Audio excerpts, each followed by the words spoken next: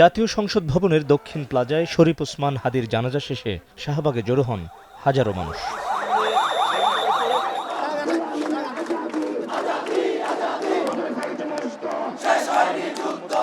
জাতীয় কবির সমাধি প্রাঙ্গণে হাদিকে দাফনের পর শাহবাগের এই জামায়াতে অংশ নেন ইনকিলাব মঞ্চের নেতাকর্মীরা, ছিলেন হাদির পরিবারের সদস্যরাও।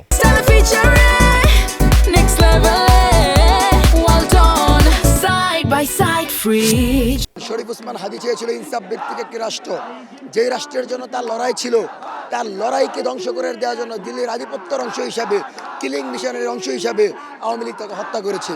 হাদির অপরাধীদেরকে যতক্ষণ পর্যন্ত গ্রেফতার না হবে, যতক্ষণ পর্যন্ত ইনসাফের রাষ্ট্র আমরা না পাবো, ততক্ষণ পর্যন্ত আমরা আমাদের লড়াই থেকে সরব না। আমরা সকলে এখানে উপস্থিত হয়ে গেছি তার অসম্পূর্ণ কাজটা সম্পূর্ণ করার উদ্দেশ্যে।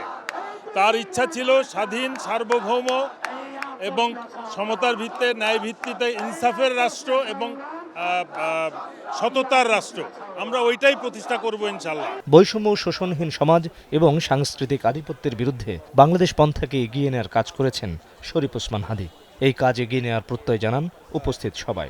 সবচেয়ে বড় আফসোস হচ্ছে বিপ্লবীরা থাকছে না, বিপ্লবীরা চলে যাচ্ছে। আর আমাদের এখন সকলে যেভাবে এর আগে আমরা 5ই আগস্টে নেমেছিলাম, আমার মনে হয় আবার আমাদেরকে নতুন করে নামতে হবে এবং আমাদের বিপ্লবীদেরকে বাঁচাতে হবে। আমরা যখন বিপ্লবীদের বাঁচাবো তখনই আমাদের বাংলাদেশ বাঁচবে। আমরা লিটারালি হচ্ছে এই ছেলেটার মাঝে আমাদের নিজেদের মুক্তি দেখতে পেয়েছিলাম। আমাদের কাছে মনে হয়েছিল যে এই ছেলেটা সকল দল মতের ঊর্ধ্বে গিয়ে দেশের জন্য কিছু বলছে না। আমরা কোনো মতেই আবার পুরনো চালে ফিরে যেতে চাই না।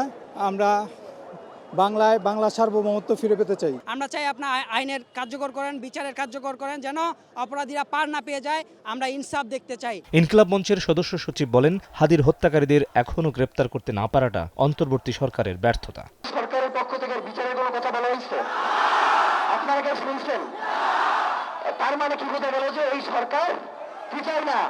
ওসমান হাদির যে বিচার সেইটা তারা নিশ্চিত করতে চায় না, ঠিক কিনা? আমাদের ভাইয়েরা গেলে জীবন দিতেই থাকবে?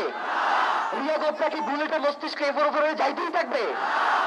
যদি নাই চাই তাহলে আমাদেরকে সর্বাত্মক প্রতিরোধ করে তুলতে হবে। সুশীলতা মারানোর আর কোনো সময় নাই।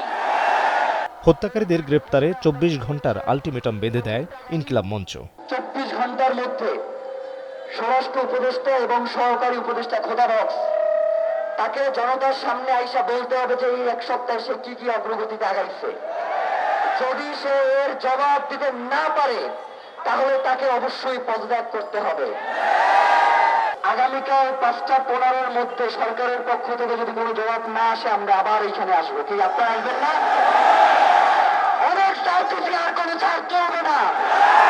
শরীরের রক্তের সাথে আমরা আর কোনো গাদ্দারি হইতে দিব না। সন্ধ্যায় শান্তিপূর্ণভাবে শাহবাগ ছাড়েন উপস্থিত জনতা। Mohammad Hussain, Star News, Dhaka.